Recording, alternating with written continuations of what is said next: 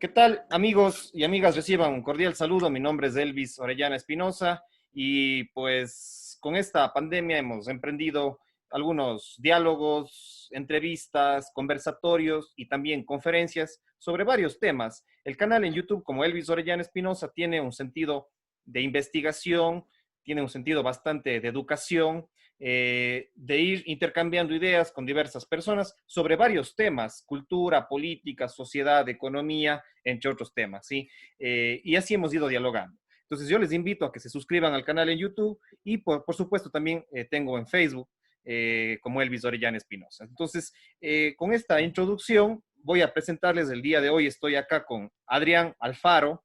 Él es de Argentina.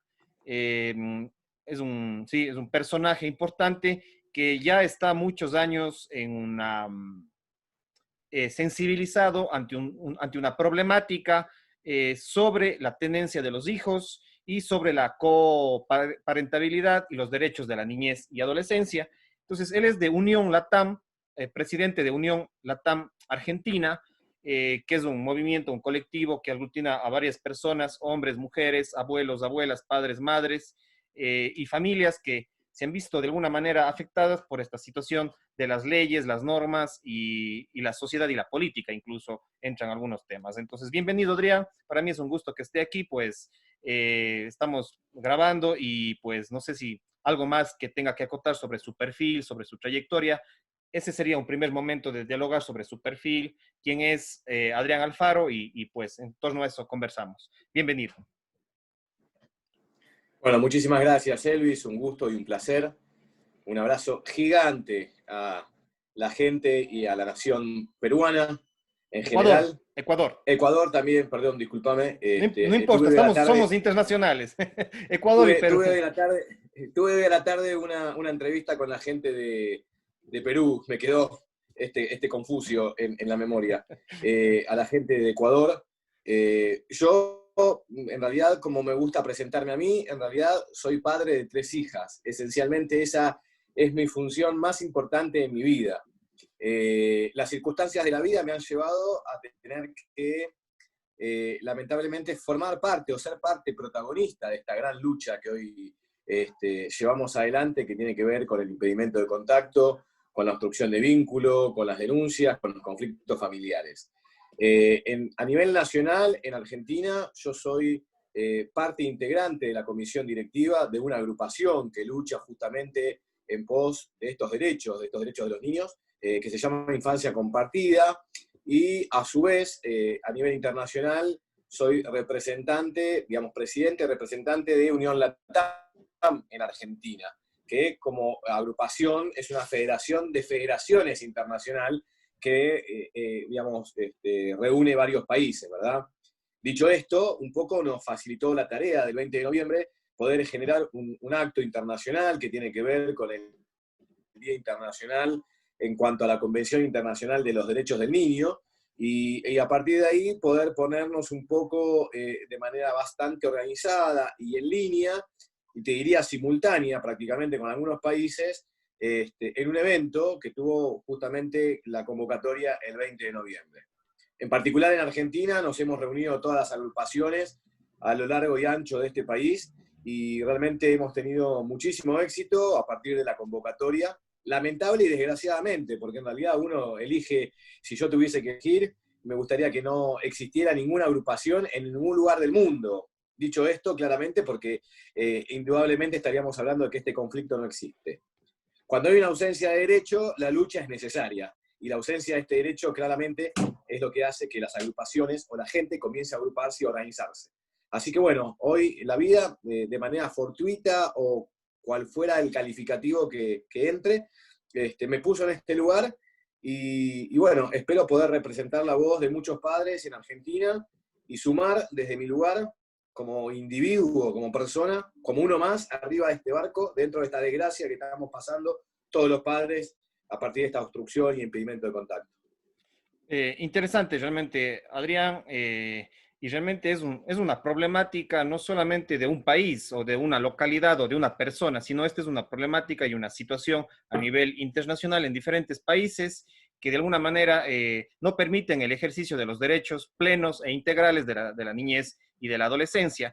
Me parece que Argentina, bueno, acá en Ecuador recién estamos empezando de alguna manera con algunos compañeros que nos hemos dado cuenta y que hemos pasado y atravesado esta situación de injusticia en las leyes, en los juzgados y en las juntas protectoras de los derechos de la niñez y adolescencia, que tienen un cierto sesgo en muchos de los casos y afectan a muchas personas y a familias y, por supuesto, principalmente a los niños, niñas y adolescentes.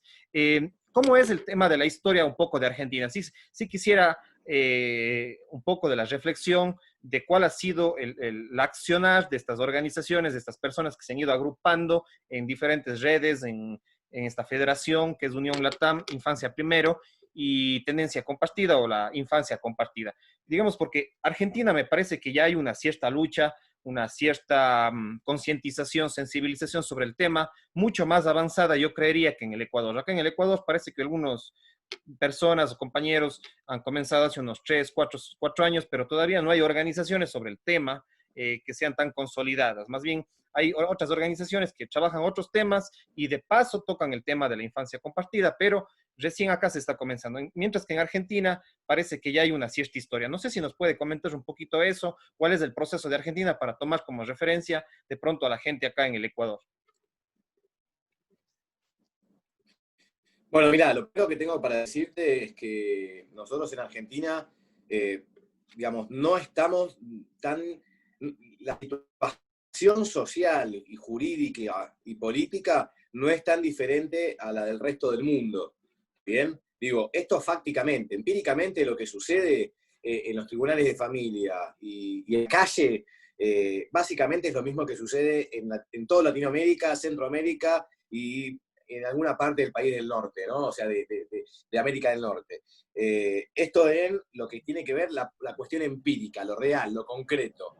La falta de voluntad política, la falta de la agenda política en función de políticas públicas verdaderamente que vayan directamente al hueso de lo que tiene que ver y por qué, digamos, habiendo por ahí determinada normativa en pos de la defensa de esos derechos, no se ejecuta, no se pone en práctica.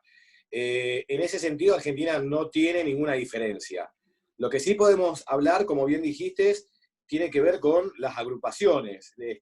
Argentina viene atravesando esta situación hace muchos años. No es que esto comienza hace un año o 5.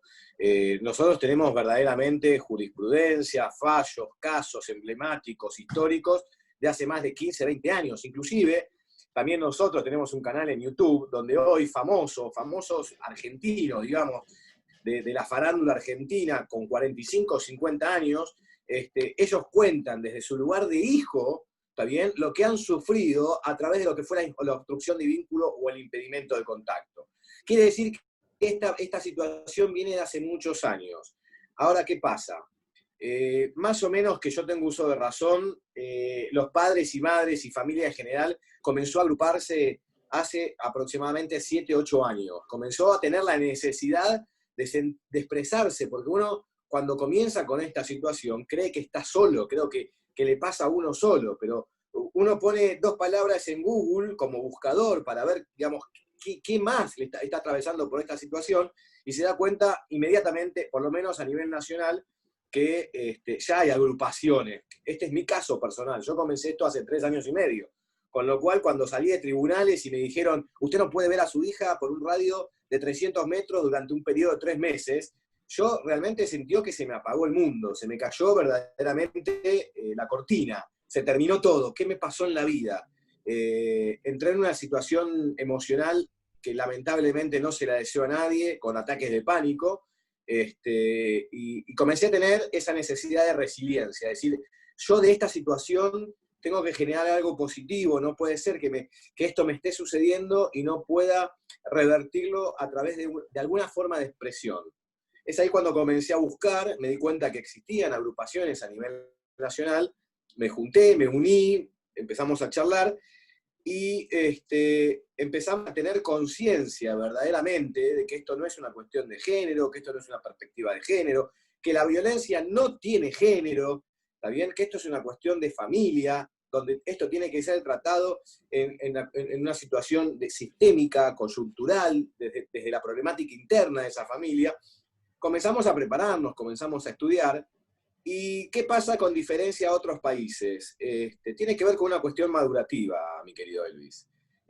Una cuestión de maduración social. En Argentina no es que hemos logrado ya alcanzar el éxito, ni mucho menos. Tenemos nuestros conflictos internos entre agrupaciones, nuestras disputas, nuestras maneras de pensar, e inclusive nuestra forma de encarar la lucha. Distinta. Pero siempre tenemos el mismo objetivo. Nuestra lucha ni siquiera es a favor de un padre o de una madre impedida. Nuestra lucha y el foco y el objetivo único y principal está direccionado directamente a nuestros hijos. ¿Está bien? Porque los niños en ningún momento del proceso son victimarios, ellos siempre son la víctima, tanto sea por la negativa o por la positiva. Si aquel padre o madre haya sido denunciada por cualquier delito que te puedas imaginar, como consecuencia que origina justamente el impedimento de contacto, el menor sigue siendo una víctima. A ver, ¿y desde qué punto lo digo? Supongamos que ese padre o madre que fue denunciada es verdaderamente, digamos, responsable penalmente por ese delito al cual se lo acusa, ese niño es víctima, con lo cual amerita y necesita una justicia justa, una justicia a debido proceso. ¿Y qué significa a debido proceso, justicia justa? Que la infancia del menor dura muy pocos años, poco tiempo, con lo cual si estamos 6, 7 años, ese menor es una criatura potencialmente con las mismas posibilidades de volver a ser víctima del mismo victimario, en cuanto a lo que significan los tiempos del proceso tan extensos. Ahora, vamos por la positiva, ¿está bien? Supongamos que ese padre o esa madre no fue, o sea, fue denunciada y es verdaderamente inocente por ese delito por el cual se le imputa. A ese niño le amputamos los 6, 7 años de infancia de su vida. ¿Qué significa la palabra amputar? Le arrancamos su verdadera identidad, porque ese niño nunca más va a volver a ser quien debió haber sido originalmente. Porque la estructura psicológica y psíquica de un ser humano se construye en los primeros años de vida, y te diría en su 80% en el periodo de su infancia. Si nosotros en ese periodo de la infancia le quitamos 6, 7 años de su verdadera identidad, porque le estamos quitando ni más ni menos que una de las dos personas más importantes de su vida, que es su papá o su mamá. Con lo cual ese menor ya indudablemente nunca va a ser quien debió haber sido originalmente, porque creció sin dudas con ausencia de uno de sus dos referentes más importantes en la vida de un ser humano. ¿Bien? Es ahí cuando nosotros decimos que comenzamos a madurar a nivel nacional y a entender que independientemente de los caminos que íbamos abordando por distintas agrupaciones y por distintos métodos, el objetivo era el mismo. ¿Qué significa esto? Lamentablemente, en forma social, para que uno pueda ser escuchado a partir de un reclamo, tiene que tener músculo. ¿Cuál es el músculo? Que la gente a nivel social diga, che, acá está pasando algo, porque si no, este es un padre loco que está reclamando por un delito. Ahora, nosotros, el 2011, solamente en Capital Federal y en el Obelisco éramos más de 500 personas, sin contar todas las manifestaciones que hubieron dentro del país en cada una de nuestras provincias, que son más o menos, hubieron 24 puntos aproximadamente de manifestaciones, marchas, y esa es una forma de mostrar visibilidad en cuanto a la lucha y lo que está sucediendo. Esto es entrar en la agenda política. Esto es querer entrar verdaderamente en la opinión social. ¿Qué es lo que está pasando? En la mirada jurídica. ¿Qué es lo que está pasando con los jueces? ¿Qué es lo que está sucediendo con los cuerpos interdisciplinarios? Pero por sobre todas las cosas, la pregunta que nos hacemos es, ¿qué es lo que nosotros queremos para nuestros hijos? Interesante, realmente son procesos largos que requieren muchos frentes, digamos así, porque, o sea, no solamente es un tema legal, sino es un tema legal, por supuesto, pero también es un tema, como usted muy bien lo dice, Adrián, es el tema de la opinión pública, de la opinión social, de cómo están los medios de comunicación, las radios, la prensa, la televisión, incluso las mismas universidades de pronto, o la gente del barrio, las escuelas, los colegios están abordando el tema. Ahora, ¿cuál es el problema de fondo aquí? Porque esto sale esta problemática de la obstrucción de vínculos del padre o de la madre y del impedimento, digamos, del contacto, ya sea luego de un proceso de divorcio, ¿sí? O incluso muchas de las veces Sí. cuando un padre o una madre no estuvieron ni siquiera casados vía legal.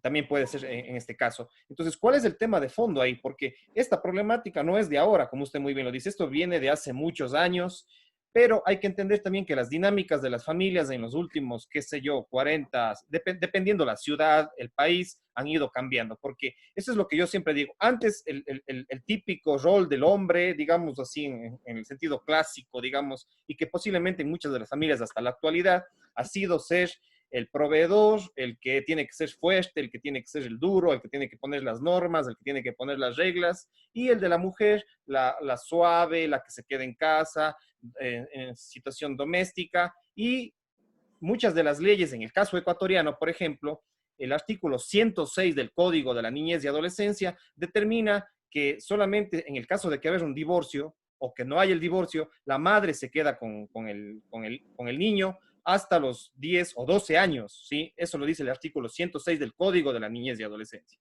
Pero después de eso, el niño puede elegir. Sin embargo, hasta los 12 años, ¿sí? Pongamos que un caso de que un divorcio sea al 1 año, al 2 años de que el niño esté nacido. Va a quedar esos 8, 10, 11 años sin su padre, porque el código dice que la preferencia es a la madre si no hay acuerdo entre ellos. Entonces, este es un problema grave. Entonces, ¿cómo mira el tema de la familia, estas normativas, y cuál es ese problema de fondo de obstrucción de esos vínculos, de esa alienación parental que se conoce? Bueno, a ver, este es un tema inmensamente enorme, porque no es que no sé si estamos teniendo algún inconveniente con la conectividad de internet. ¿Vos me estás escuchando bien? Sí, yo le veo y le escucho perfectamente. ¿Usted está con algún inconveniente? Porque, bien, perfecto. Te decía, realmente, digamos, es tan grande esta cuestión, esta problemática, que realmente no alcanzaría ni siquiera un día como para poder abarcar todos los puntos que engloban esta situación. Bien decías vos, las familias han cambiado. En los últimos 40 años no es lo mismo la familia hace 40 años que la familia de ahora.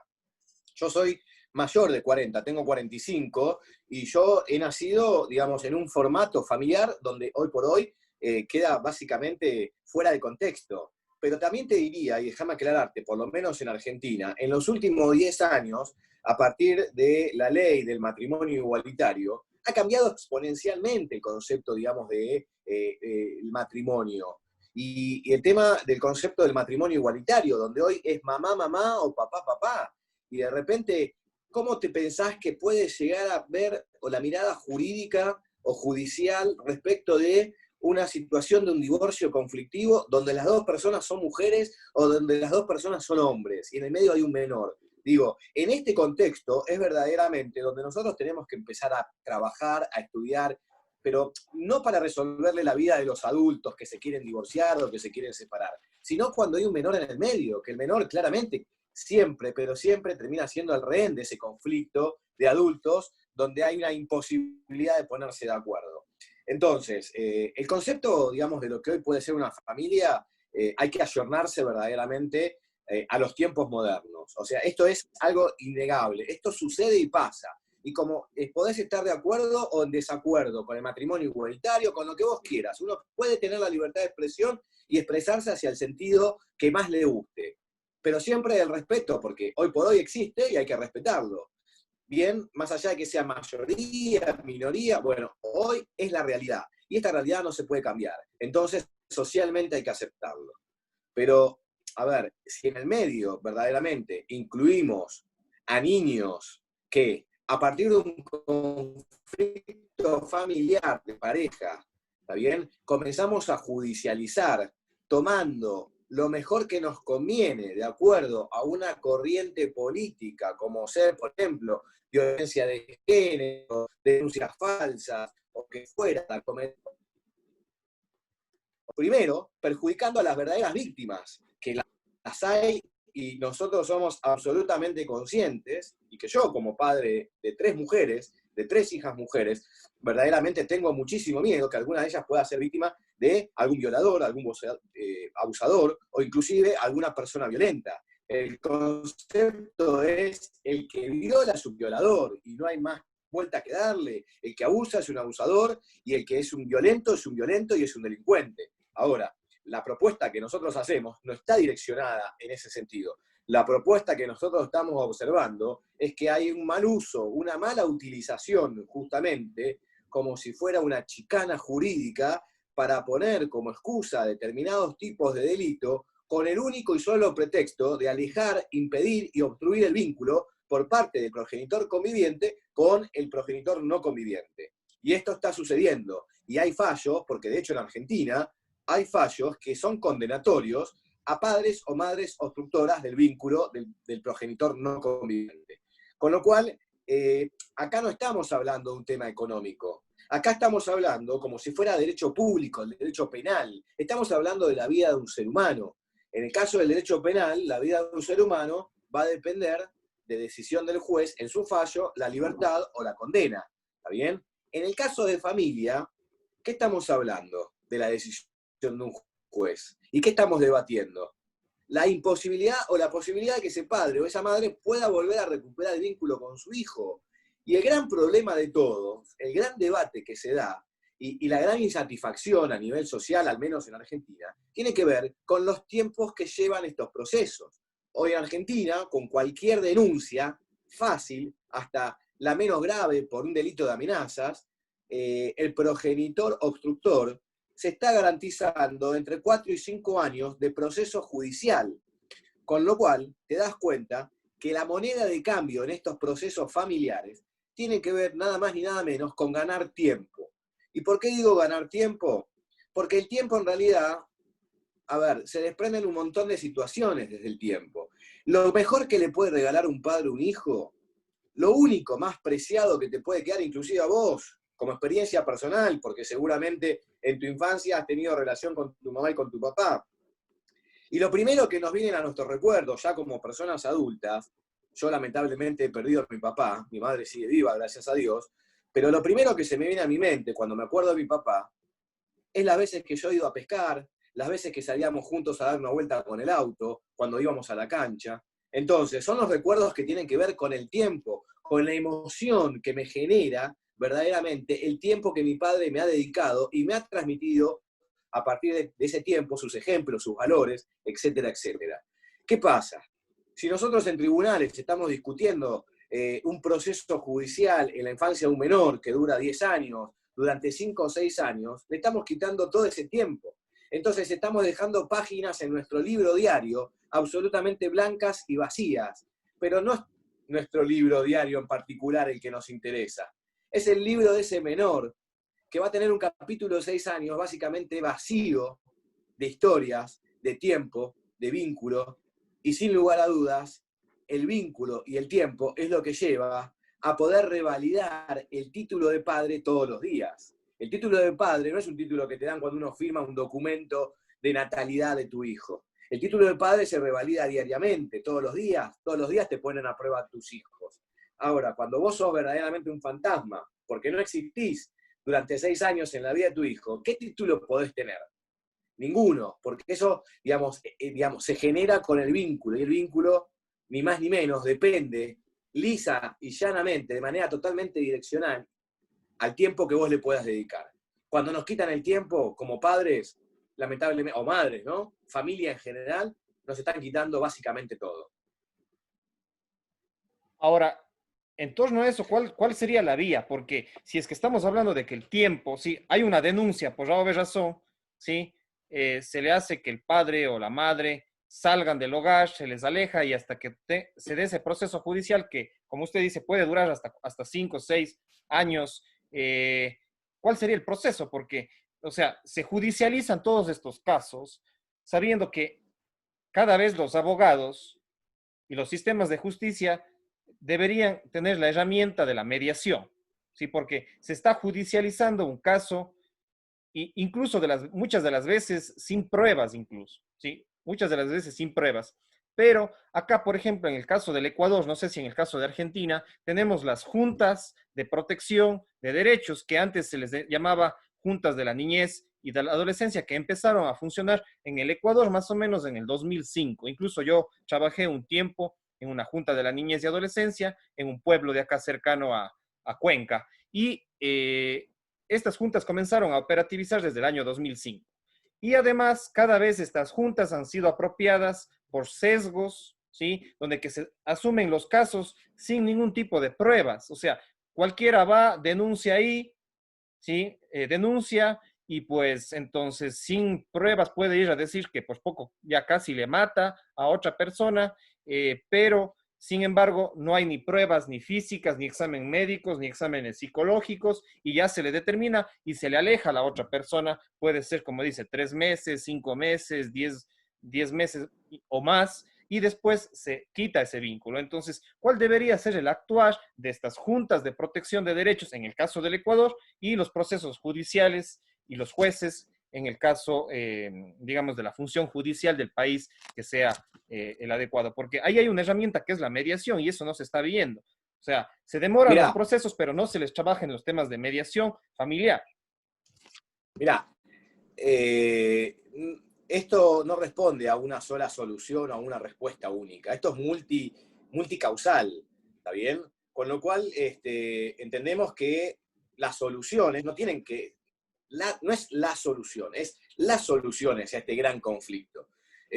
Por un lado, en lo jurídico y en lo procesal, lo que pasa, por ejemplo, en Argentina, es que en una parte del proceso interviene un cuerpo interdisciplinario, que es un equipo de médicos, psicólogos, psicoanalistas, digamos, donde digamos, intentan a través de distintas entrevistas abordar a la familia para empezar a encontrar cuál es el desorden de conflicto que existe y que origina esta falta de puesta de acuerdo, esta falta, digamos, o este grado de belicosidad que existe entre las partes. Esto pasa en el tercer o cuarto año del proceso. Lo que Infancia Compartida propone es, ¿para qué me importa a mí un cuerpo interdisciplinario, que es un organismo del Estado, donde hay digamos, un presupuesto otorgado anualmente para la función de este cuerpo? En el tercer o cuarto año, cuando ya me comí el 70% del proceso, cuando yo o el juez de repente necesita tener en los albores de este proceso este informe, porque este informe es lo que le va a poder dar la posibilidad al juez de poder encaminar y direccionar la investigación de ese expediente, de esa familia en particular, en detalle a través de este informe exhaustivo que hace el cuerpo interdisciplinario. ¿Qué quiere decir? Básicamente que estamos utilizando los recursos mal del Estado, porque ¿cómo vamos a poner un cuerpo interdisciplinario en el tercer año cuando yo lo necesito apenas se dispara la denuncia? ¿Qué quiere decir? Que si yo tengo una denuncia a vos por violencia, a mí qué me interesa en el cuarto año que me digan que vos sos o no sos violento. A mí me interesa ahora saber para investigar en esa dirección. Bueno, esta es una de las cosas que Infancia Compartida propone, de hacer una especie de enroque, de decir, mira, en esta parte del proceso no me interesa porque ya está por dictar sentencia. Decímelo al principio, que el cuerpo interdisciplinario se exprese y que me diga al principio qué es lo que pasa en esa familia. ¿Está bien? Y de esa manera me vas a dar a mí, juez, la posibilidad de direccionar o de ir llevando mi investigación a un determinado lugar. Eso por un lado. Por ejemplo, entre otras cuestiones, falta de oralidad. En Argentina pasa que si nosotros somos convocados a una o dos audiencias presenciales en toda la etapa del proceso, es muchísimo. Y nosotros decimos, pero acá lo que estamos interviniendo es una familia, entonces necesito que el juez me escuche, necesito ser escuchado, pero por sobre todas las cosas, necesito que me escuchen a mi hijo, pero al principio, no al final. Porque al final, después de 4 años que mi hijo no me ve, no sabe ya ni quién soy. Yo hace 2 meses que dejé de verlo a mi hijo, pero mi hijo por lo menos tiene un vínculo todavía. Imagínate que una persona de 2 o 3 años, después de no ver a su padre durante 4 o 5, a los 7, 8, 9 años, esa personita, ese niño, prácticamente al no conocerlo, ¿qué puede decir? Pero acá comienzan a correr otros factores, la manipulación infantil, maltrato grave infantil, si las hay, la manipulación, la interferencia, la inculcación maliciosa. ¿Está bien? ¿Esto qué tiene que ver? Hay distintas maneras de manipular. Imagínate que si un adulto puede ser fácilmente manipulable, ¿cuánto más un menor? ¿Bien? Ejemplo, el niño está en la casa del padre no conviviente. Llama a la madre, o al revés, para no poner, digamos, cuestiones de sexo. Hola, sí, te estoy extrañando, ¿cómo la estás pasando? Bien, muy bien.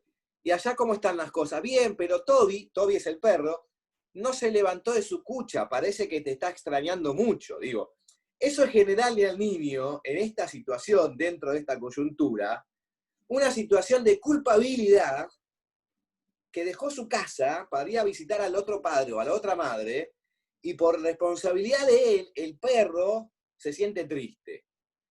Ejemplo 2.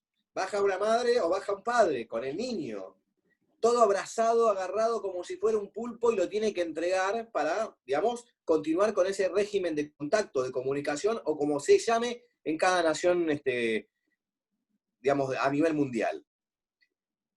¿Qué pasa? Yo tengo la obligación como padre, si es que mi hija vive conmigo, en poder, con obligación en entregar en forma correcta a mi hija o a mi hijo, a su progenitor no conviviente. Ahora, si yo lo estoy agarrando, medio llorisqueando, con cara de angustia, de preocupación, ¿qué le estoy transmitiendo a ese menor? Lo estoy manipulando, le estoy diciendo no te vayas, quédate en casa. Con lo cual, esto es lo que se ve. Imagínate lo que no se ve en el seno interno de esa relación. ¿Está bien?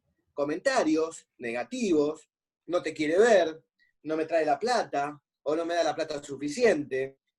Cualquiera sea el pretexto, es un pretexto para generar una propaganda negativa en contra del padre no conviviente. Imagínate esto después de 4 años, el niño tiene que asimilar ese discurso por una cuestión inclusive de supervivencia, porque si el niño no asimila ese discurso, ¿qué pasa? Al padre que no convive no lo ve, con lo cual no tiene ninguna contención emocional.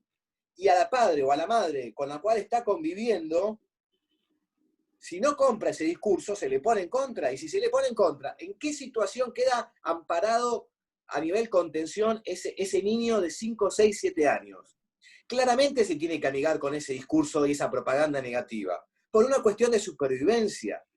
Imagínate que el niño se le revela y le dice, no, papá, o no, mamá, eso no es mi padre o eso no es mi madre. Se enoja con la madre. ¿Cuál es el nivel de contención o en qué circunstancias de contención queda ese niño agarrado y sostenido en la vida? Básicamente ninguna. ¿Me explico? Entonces, muchas veces pasa en las audiencias, en Cámara Gesell, no lo quiero ver a mi papá porque mi papá es malo. Bueno, contame por qué es malo. Ah, no sé. No hay fundamento detrás de ese comentario negativo en contra de uno de esos padres. ¿Sabés por qué no hay fundamento? Porque el niño lo único que está acostumbrado a escuchar, es el resultado de esa propaganda, pero no son los motivos, porque los motivos no los conoce, porque no existieron. ¿Cómo puede existir alguna determinada maldad o cuestión negativa cuando ese niño no lo ve hace 5 años a ese padre o a esa madre? La alienación parental, para mí, es una enfermedad y es un maltrato infantil grave, que tiene que ser punible y tiene que tener penas condenatorias realmente graves, porque estamos manipulando la vida de un ser humano en la situación más frágil de su vida, que es en su infancia. ¿Bien? Dicho esto, a nivel, digamos, social, te diría que la sociedad todavía no está madura como para entender y comprender que no todos los hombres somos malos y que no todas las mujeres son buenas. Esto es como decir, todos los políticos son malos, todos los policías son corruptos, toda la clase de gobernantes de terror, y no es así. ¿Bien? Con lo cual, esto que a vos me comentabas hace un rato, se invierte la carga a la prueba en los procesos de familia, porque quien es denunciado ya es automáticamente culpable por ese delito, atropellando todos los derechos constitucionales. Me están diciendo que hable más despacio porque me pongo un poco eufórico. Atropellando todos los derechos constitucionales que hay a nivel nacional. donde se dice y donde normativamente la Constitución Nacional es la carta magna de toda nación y de todo país, que todo hombre es inocente, hombre o mujer es inocente hasta que se demuestre lo contrario. ¿Qué pasa en los procesos de familia? Es inversamente proporcional a lo que tiene que ver la ley más alta que puede haber en un país, que es nuestra Constitución, donde dice que todo hombre es inocente hasta que se demuestre lo contrario. Acá es al revés. Acá vos tenés que demostrar tu inocencia. Tu inocencia para poder ver a tu hijo, tu inocencia para poder revincularte. Acá ya te toman desde el inicio como si vos fueras culpable. Pase nomás. No te escuché. No, no, un momento, me están acá también. Un momentito nada más.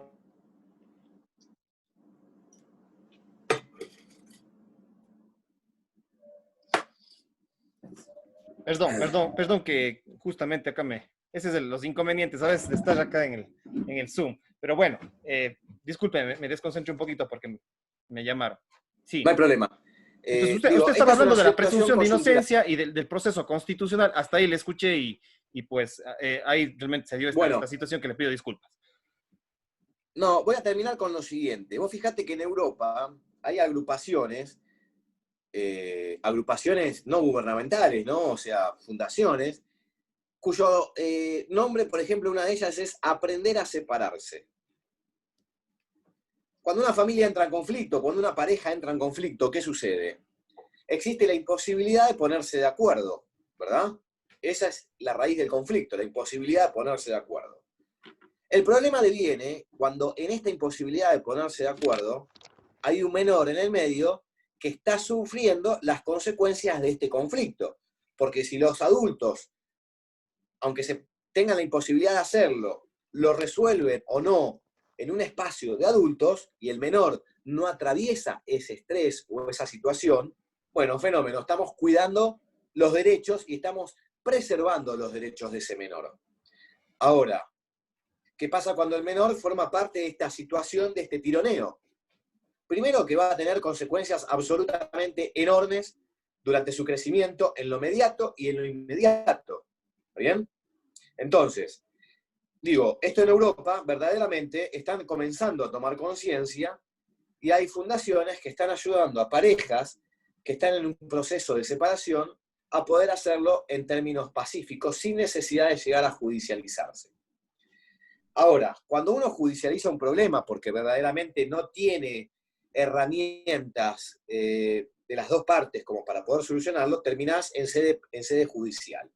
Cuando uno comienza un proceso en sede judicial, lo que espera, en realidad, es terminar con toda esa violencia que se está viviendo por la falta de puesta de acuerdo y que el Estado te brinde a vos las respuestas que vos no estás pudiendo encontrar. Pero ¿qué pasa? A todos que atravesamos por esta situación, nos encontramos que el Estado termina siendo mucho más violento que el conflicto en sí mismo. ¿Qué significa? Que la violencia institucional que vivimos quienes atravesamos por esta problemática, la sufrimos en su mayoría por parte del Estado y por parte de quien nos tiene que brindar respuestas, ¿está bien?, que el verdadero conflicto en sí mismo. A ver, cuando nosotros hablamos y comenzamos en este diálogo hablando de una justicia justa y de un debido proceso, entendemos que cuando hay un menor en el medio, estos procesos no se pueden dilatar más de un año. Y si el proceso se dilata más de un año, entonces se tiene que ordenar la revinculación inmediata. Porque indudablemente, digamos, o no hay voluntad jurídica, o no hay voluntad política, pero al menor hay que sacarlo de esa situación del impedimento de contacto de uno de esos padres. ¿Está bien? Y después sigamos investigando. Si ustedes quieren seguir investigando, sigan investigando. Pero si nos extendemos más de este tiempo, ya es peor el daño que le hace la justicia por el tiempo del proceso que por el delito en sí mismo. ¿Me explico? Entonces, bueno, realmente, digo, desde todo punto de vista, la inconsistencia que hay, jurídica, política, social y te diría hasta cultural, es muy grande. Como bien decías, hace 40 años, papá salía a trabajar, mamá se quedaba cuidando y criando a sus hijos en la casa, recibía a su esposo a la vuelta del trabajo, poníamos la mesa y nos íbamos a dormir todos contentos. las circunstancias coyunturales, la globalización, el mundo cambió, y hoy tenemos que trabajar los dos. La mujer tiene que conquistar sus derechos que han sido cercenados durante muchos años, en la cual estamos absolutamente de acuerdo en la equidad e igualdad. Somos personas, somos seres humanos, y son derechos humanos, son derechos sociales. No hay diferencia, hombre-mujer. Ahora, ¿no hay diferencia? Por supuesto que quieren ir en conquista de aquellos derechos que no han sido revelados durante un montón de años. Yo te acompaño en esa lucha. Pero entendé que a todo derecho le corresponde una obligación. ¿Qué quiere decir con esto? Entonces terminemos con ese concepto, a la inversa, de que los niños se quedaban con la mujer, mientras el hombre salía a trabajar. Hoy, tanto el hombre como la mujer tienen, sacando el periodo puerperio, sacando el periodo de amamantamiento del menor, ¿estás dispuesta a ir en conquista de tus derechos? Que me parece totalmente lógico y te apoyo, pero no estás de acuerdo a entregar esos derechos que cultural y socialmente han sido heredados por nuestras familias, donde decía que la mujer se tenía que quedar con los niños. ¿Por qué? ¿Por qué un hombre no tiene las mismas habilidades, pasado ese periodo de puerperio, que una mujer? ¿Alguien puede medir las emociones de un hombre respecto de lo que siente sobre su hijo, si son más o menores que las de la madre? No se pueden medir. Ahora, claramente, el padre tiene el mismo derecho que la mujer, o el hombre tiene el mismo derecho que la mujer, a poder gozar en plenitud de esos derechos de crianza de sus hijos. Entonces, ¿estamos de acuerdo con que vos querés, con que la lucha social y colectiva por el lado de la mujer tiene que ver con poder tener los mismos derechos sociales que el hombre? Estamos totalmente de acuerdo. Estoy totalmente de acuerdo. Te lo firmo con sangre. Ahora, en contrapartida, te estoy invitando a que esos derechos que vos tenías ganados del otro lado, cuando mi padre iba a trabajar y mi madre se quedaba criando a los niños, y es ahora que vos querés quedarte criando a tus hijos, te invito, justamente en pos de esos mismos reclamos de derecho, que compartamos el vínculo con nuestros hijos, e inclusive para que vos no veas cercenada tu posibilidad profesional, tu posibilidad sentimental, amorosa, porque si vos te quedás criando en el 80-90% con nuestros hijos del tiempo, te estoy quitando posibilidades como mujer. Claramente te estoy quitando posibilidades profesionales, te estoy quitando posibilidades sentimentales, te estoy quitando posibilidades de rearmar tu vida u otra familia. Entonces, no tengamos un discurso feminista, pero patriarcal al mismo tiempo. ¿Me explico? Seamos Hembrista. verdaderamente equitativos. Claro, o sea, seamos verdaderamente equitativos e igualitarios. Entonces, en pos de esta lucha que la mujer debe y tiene el derecho realmente, al igual que el hombre, te invito a reflexionar y a decir, entonces, ¿por qué el hombre no puede y no debe tener los mismos derechos que la mujer en cuanto a lo referido a la crianza de los niños? Es un tema que está incoherente, ese discurso feminista de alguna manera que viene ya tomando fuerza y que cada vez cala en la sociedad, que miran solamente ciertos derechos, pero no miran ni las responsabilidades, y no se le permite al padre o al varón asumir los mismos derechos que la mujer en respecto a la crianza y a la educación de sus hijos. Precisamente ese es un tema de largo reflexión que la sociedad debe analizar y debe debatir, y deberíamos concientizar a hombres y mujeres, ¿sí? Porque hombres y mujeres tenemos los mismos derechos y responsabilidades ante la ley, y por supuesto que otra cosa que me quedó así como que bien claro, y quiero repetirlo y para tener así presente, es el tema de que el Estado se mete en la familia, y además es más violento que los mismos procesos que se dan al interior de las familias. Eso también es otro tema que me quedó clarísimo y que creo que hay que... Absolutamente, absolutamente. Bueno, vos fijate, hace poco tuvimos la suerte de poder ver una película que es el Joker, ¿no? Con este actor Fénix, donde a veces, muchas veces, la sociedad es la propia fábrica de crear guasones, ¿no? Y muchas veces el Estado es el responsable de crear guasones o de generar y de repotenciar determinadas violencias que se viven. Porque yo te voy a decir algo, ¿eh? La peor violencia que yo viví en mi vida, incomparable con cualquier otra, ¿eh? Es que me quiten la posibilidad de ver a mi hija.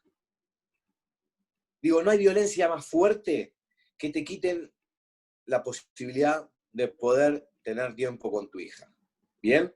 Ahora, si a esa violencia le sumamos la inoperancia, la ineficacia, la inexactitud, la torpeza, la pereza del Estado, entonces si vos verdaderamente no tenés una familia que te contenga, que te ampare, que te cuide, que te dé amor, que te proteja, y yo realmente no sé lo que hubiera sido de mi persona, porque realmente es una situación dramática la que uno vive en los comienzos de este proceso. ¿Está bien? Te repotencia todo tipo de emoción. Si estás débil, te sentís destruido. Si estás eufórico, te sentís 10 veces más eufórico. Porque la violencia que te genera la imposibilidad de ver a tu hija es muy grande. Ahora, dentro de toda esta coyuntura, y después de haber pasado 3, 4 años de un proceso, vos te sentás delante de un juez o de un magistrado y te dice, a usted se lo ve un poco ansioso, señor. Mierda. ¿Cómo te diste cuenta? Y la verdad que hace 4 años, tengo un problemita nada más, hace 4 años que no estoy pudiendo ver a mi hija. ¿Usted cómo estaría? Le preguntaría yo. Yo creo que hasta el monje tibetano más santo que pueda haber en la faz de la tierra, después de 4 años de proceso, de lucha, de altibajos emocionales, ni hablar de los económicos, porque la plata que uno tiene gastado en abogados y en todos estos procesos, o sea, el deterioro laboral, inclusive, porque uno no está al 100% laboralmente, ni hablar. ¿Usted cómo estaría después de 4 años? Un poquito ansioso, ¿no? Bueno, permítame la posibilidad de estar ansioso, porque realmente me sacaron lo que más amo en mi vida, que es la posibilidad de darle tiempo a mi hija. Digo, esta incoherencia institucional, realmente, y ni hablar de los abuelos, capítulo aparte, capítulo principal dentro de este proceso. Los abuelos verdaderamente están tachando los días en el calendario porque no saben qué va a llegar primero, si la posibilidad de ver a su nieto o la muerte. Crudamente la muerte. Los abuelos tienen fecha de vencimiento en estas circunstancias. ¿Sabes cuántos abuelos recibimos llamadas por día con estados de depresivos absolutos que hace 3, 4 años que no pueden ver a su nieto? Y que en todo caso, digo, si el niño es una víctima, cuanto menos un abuelo responsable de esta circunstancia, ¿no? O sea, ¿por qué le alejamos al niño del abuelo? Y de la abuela. Y de la abuela. O a la abuela, sí. Claro, por supuesto, cuando hablo abuelo, abuela, hablo de una cuestión Claro. genérica, ¿no? Claro. Digo, vos fijate el grave error que le estamos haciendo a este niño, que le estamos quitando no solamente parte de su identidad, le estamos quitando sus orígenes, le estamos quitando su cultura. Y cuando digo su cultura, digo, por ejemplo, mi ex es, digamos, la cuestión espiritual y religiosa es cristiana, pero yo soy judío. Y mi hija se enteró que yo era de religión judía y en que su cuerpo corre sangre judía por parte del padre hace un mes. O sea, le estamos quitando una información que sin lugar a dudas forma parte de lo que va a conformar su vida, no solamente como personita, sino como persona en el futuro. Digo, nunca te preguntaste vos quién es mi abuelo, de dónde vino, de dónde mis orígenes, mi árbol genealógico. Digo, siempre en la vida de un ser humano existen estas preguntas. ¿Qué pasa cuando le borramos de un plumazo la mitad de su cuerpo? Porque esto es literal, le estamos quitando la mitad de su vida, le estamos quitando la mitad de toda la información de lo que a él lo llevó a ser una persona, de la conjunción de esas 2 células, espermatozoide y óvulo.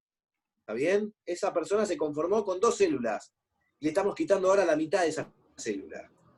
Esa persona claramente ya no va a ser nunca quien debió haber sido en términos, digamos, amigables o amistosos al momento de la separación de esa pareja, de ese matrimonio, de esa convivencia o de esa relación. El nombre que le quieras llamar, el formato que le quieras poner. el matrimonio igualitario o el matrimonio no igualitario, o como vos te quieras percibir. Acá necesitamos defender, pero verdaderamente con toda la tenacidad, los derechos de nuestros hijos. ¿Qué generaciones estamos formando a futuro? Yo convoco a Ecuador a que verdaderamente tomen conciencia de esta situación, que se organicen, que empiecen a madurar, que convoquen y que tomen la experiencia de países que ya vienen con una lucha, digamos, de hace años. Le estamos dando quizás la experiencia del atajo. Esto es como ver el COVID desde América Latina cuando empezó en Europa. Lo estamos viendo con 4 meses de anticipación. Bueno, vayan por este lado, muchachos. El objetivo principal son nuestros hijos. Luchemos por eso. A ver, ¿qué es en la vida de un ser humano, qué es lo más importante que uno... ¿Por qué trabaja un padre? ¿Por qué trabaja una madre? ¿Por qué quiere llegar con mejor calidad de vida a su casa o brindarle la mejor educación? Por sus hijos. Nosotros los adultos con un plato de arroz con manteca nos conformamos. Nosotros tenemos que darle a nuestros hijos la mejor calidad de vida. Entonces, si te sacan a tu hijo de tu guarda, de tu posibilidad de ver, te están sacando todo. Te quedaste vacío, te quedaste como si fueras un homeless, te quedaste desnudo. No hay nada más en la vida de un ser humano, padre o madre, que valga la pena la lucha por la libertad de ese hijo. Lo demás no importa nada. En la vida personal, lo único que quiero transmitirles y dejarle a mis hijas como herencia es que ellas se puedan sentir libres, libres de elegir, libres de poder tener opciones en la vida. Le estamos quitando una parte de su familia, le estamos quitando opciones, le estamos quitando su libertad. Así es, realmente son temas sensibles y que la sociedad cada vez, los medios de comunicación, las mismas universidades, las escuelas, los colegios, las redes sociales, ahora que estamos en el boom también de las redes sociales y con esta pandemia también, pues tienen que justamente sensibilizarse y conocer estos casos, estos temas, para poder tener más herramientas de juicio. Si no solamente escuchamos, como dice, el un lado, pero no escuchamos del otro lado. Entonces, cuando escuchamos los dos lados, contrastamos información, podemos sacar nuestras propias conclusiones. Entonces, este es un movimiento, Adrián Alfaro, de Unión Latam, Infancia Primero, que vela por los derechos de la niñez y de la adolescencia. No sé, Adrián, ya un sentido de despedida para no alargarnos mucho y agradeciéndole también en unos 2 o 3 minutos de pronto algo que quedó pendiente, que quería decir, y ya en el sentido de despedida y de cierre, y agradecerle. Mirá, lo único que puedo dejar es un mensaje a todos los padres, todas las madres, las abuelas, las familias extendidas, tíos, primas, hermanas, sobrinas, que están impedidos de contacto. Primero decirles que no están solos, que ya hay agrupaciones a nivel mundial que estamos representando y reclamando la voz de los derechos de nuestros hijos. O sea, que esa soledad que uno siente al principio, la destierren. Hay agrupaciones que estamos luchando por eso. La segunda es que se pierdan el miedo, porque si tenemos miedo a reclamar por nuestros hijos, estamos en el horno, estamos cocinados. Hay que sacarse el miedo, hay que sacarse la vergüenza y hay que sacarse el pánico. ¿Bien?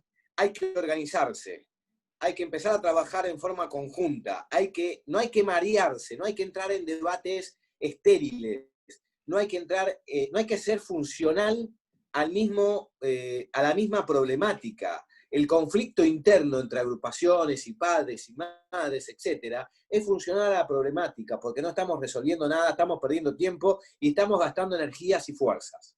Entonces, yo los convoco, no solamente a la gente de Ecuador, que me interesaría muchísimo poder tener una representatividad bien fuerte en Ecuador, que pueda madurar, que vos, Elvis, y que todos los que te puedan seguir a partir de todo el trabajo extraordinario que estás haciendo, concientizando, visibilizando, informando y ayudando a que esta problemática verdaderamente tome un estado público, social y nacional, porque corresponde, no porque queremos hacer marketing con esto. Nosotros no tenemos ningún fin de lucro, nada de esto. Corresponde. Verdaderamente empecemos a madurar como sociedad, como países hermanos, ¿está bien?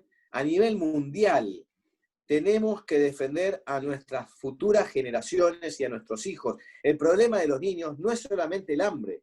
El hambre es un flagelo, lo entiendo. Así como lo fue en su momento, digamos, la desigualdad de derechos de la mujer, ¿está bien? Respecto de los derechos del hombre, y que soy totalmente consciente que hubo una gran desigualdad.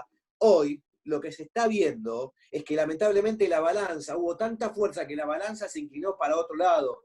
Pero ese no es el problema. El problema es que terminó teniendo consecuencias lamentables en el seno de la familia y como ello, en nuestros hijos.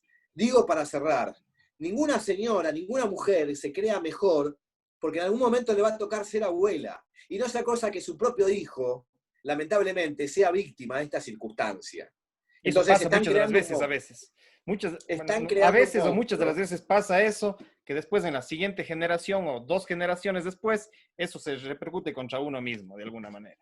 Exactamente. Entonces, lo único que les dejo como mensaje, por último, para finalizar, levantemos un grito de lucha inequívoco y único, no más hijos rehenes en ninguna parte del mundo, ¿está bien? No al maltrato infantil, no al impedimento de contacto, a la obstrucción de vínculo, porque todo esto es maltrato infantil absolutamente grave y no me cabe la más mínima duda de lo que estoy diciendo. Convoco a todo Ecuador y a los países hermanos, limítrofes, que verdaderamente sigamos en esta hermandad, en este mismo sentido, en esta misma dirección. Es la única. La lucha social, la lucha colectiva es la que puede generar un cambio. La individual te va a solucionar tu conflicto, nada más. Eso no significa que el cambio de fondo, que es el que estamos buscando todos de manera altruista, generosa y solidaria, porque ni siquiera quizás nosotros podamos apercibir ese cambio, lo vamos a poder ver. Pero alguien tiene que comenzar. Comencemos con convicción, con nobleza y con una causa absolutamente justa si las hay. Interesante, muchísimas gracias, Adrián. Ha sido amigos y amigas, ha sido Adrián Alfaro de Argentina, pues presidente, coordinador de Unión Latam Infancia Primero de Argentina. Y también de paso le mandamos un fuerte abrazo de cariño, de aprecio a Sixto Olmedo. Sixto Olmedo, también tenemos 2 entrevistas con Sixto Olmedo. Él ahora ya es presidente y el representante de Unión Latam en Ecuador, es el cabeza, el representante, el vocero, digamos, de este gran movimiento nacional en el Ecuador. Hay gente en Quito, en Guayaquil, en Cuenca, que estamos acá con la representación, con el apoyo. Entonces, Sixto Olmedo está evidentemente a la cabeza en el caso de Ecuador. Adrián Alfaro está allá en Argentina. También tenemos al compañero Roberto en Chile, que también están en estos temas. Y así en muchos países es un movimiento realmente de varios países a nivel internacional para sensibilizar, educar y luchar ante estos temas y a estas injusticias. Entonces, les invito también de paso a la entrevista con Sixto Olmedo, que también le hicimos a él sobre esta temática. También tenemos otros temas también en el canal en YouTube. Les invito a mi canal en YouTube como Elvis Orellana Espinosa, donde abordamos este tipo de temáticas, pero también otras de tipo, asimismo, psicológico, social, cultural, que es importante ir educando a la gente. Y este es uno de los temas claves de mi canal en YouTube. Y pues, gracias, Adrián. Y con esto estamos cerrando. Pues estaremos dialogando y pues les invito a los amigos y amigas a seguirme en Facebook y en YouTube para que vean esta entrevista, este diálogo. Muchas gracias, Adrián. Un gusto y nos estaremos conversando. Un fuerte abrazo. Estamos hablando, seguimos en contacto. Gracias por todo lo que haces. Mi homenaje a vos, verdaderamente, por la fuerza, la energía, la garra y el compromiso, por sobre todas las cosas. Otro abrazo a Sixto, también nos conocemos. Se me ocurren un montón de nombres de todas partes del mundo, porque hay un referente en todas partes del mundo de Unión Latam. Así que un abrazo grande. Y mi último mensaje, no veo el día de que todas estas agrupaciones, en algún momento de nuestras vidas, tengamos que bajar la térmica y decir, se terminó este problema, y desaparezcamos. Perfecto. Un gusto, saludos y un abrazo allá en Argentina. Chao. Pase bien. Igualmente.